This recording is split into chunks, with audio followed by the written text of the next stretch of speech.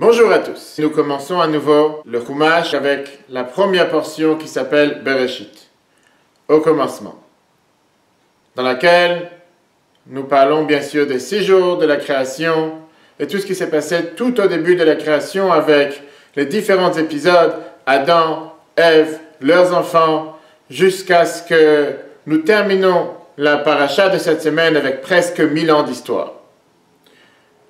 On s'arrêtera aujourd'hui sur ces 2 frères, Caïn et Abel.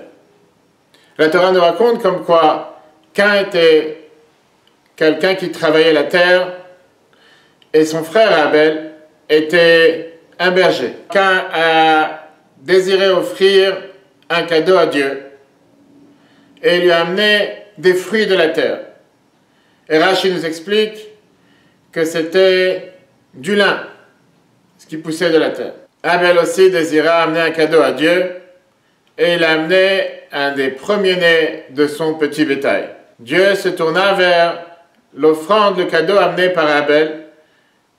Il a énormément apprécié, mais il n'a pas du tout apprécié le cadeau qui lui a été offert par Caïn. Le rabbi, dans un discours, Shabbat Bereshit 1975, pose la question « Pourquoi ? Comment se fait-il que Dieu se tourna vers le cadeau de Abel et n'a pas accepté le cadeau de Caïn ?»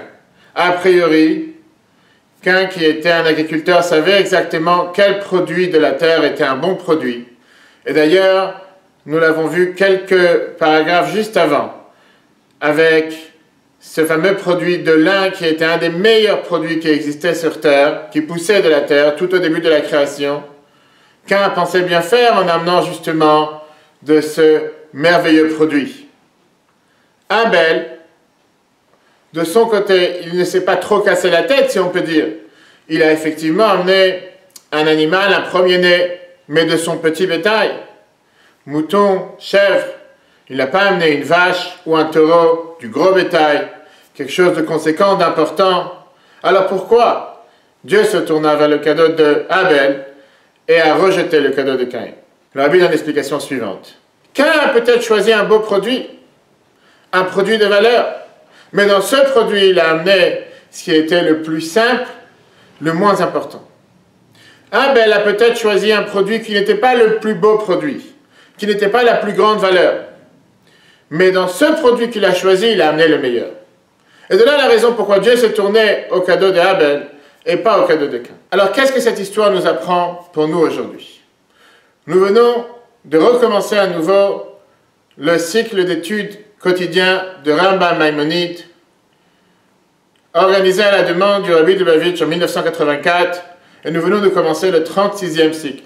D'ailleurs, une très bonne opportunité pour chacun d'entre nous de monter sur le train et de commencer ce cycle ensemble avec des millions de nos frères et sœurs à travers le monde, en apprenant la mitzvah du jour, le chapitre du jour ou bien les 3 chapitres qui se trouvent sur toutes les plateformes, internet, portable, papier, sidra.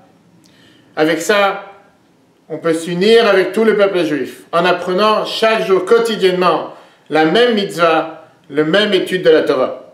Et donc Rambam Maïmonide, quand il nous parle des lois de sacrifice, il nous dit comme quoi nous avons le devoir d'amener à Dieu du meilleur de qu'est-ce qu'on a. Pas du meilleur de qu'est-ce qui existe sur la planète. Parce que pas forcément j'ai dans ma possession le meilleur de qu'est-ce qui existe. Mais les talents, le don que Dieu m'a donné, les capacités que Dieu m'a données, avec ces talents, je dois donner à Dieu le meilleur de mes propres talents. Ce que je n'ai pas comme talent, je n'ai pas. Ce que je n'ai pas comme capacité, je ne l'ai pas. Mais les capacités que Dieu m'a données, les facultés que Dieu m'a données, les talents que Dieu m'a donnés, et à chaque être humain sur terre, il a un talent qu'il doit développer, qu'il doit s'améliorer, qu'il doit augmenter dans ce talent.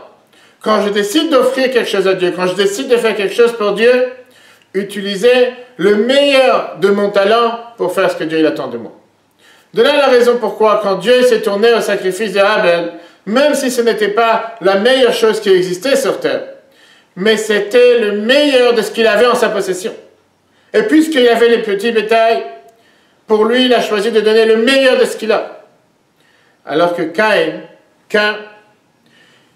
il avait effectivement choisi un bon produit, un beau produit, un produit luxueux. Mais il ne s'est pas trop cassé la tête pour donner de ce produit le meilleur de ce qui existait dans ce produit-là. Il a choisi les choses les plus basses, les moins chères et les moins importantes. Et c'est la raison pourquoi Dieu ne s'est pas tourné à son sacrifice. Voilà donc un enseignement merveilleux que nous apprenons de la paracha Bereshit. Dieu n'attend pas de nous de lui donner qu'est-ce que nous n'avons pas. Mais Dieu, il attend qu'on lui donne le meilleur de qu'est-ce qu'on a. Les capacités, les talents, les facultés que je n'ai pas, je ne pourrais pas lui donner. Mais les talents et les capacités que Dieu m'a donnés et que Dieu a donné à chacun de nous sur cette planète, nous avons un devoir d'utiliser le meilleur pour faire ce que Dieu attend de nous. Et quand on se comporte de cette manière, on est garanti que Dieu nous accordera la plus grande abondance matérielle et spirituelle. Shabbat shalom à tous et à la semaine prochaine.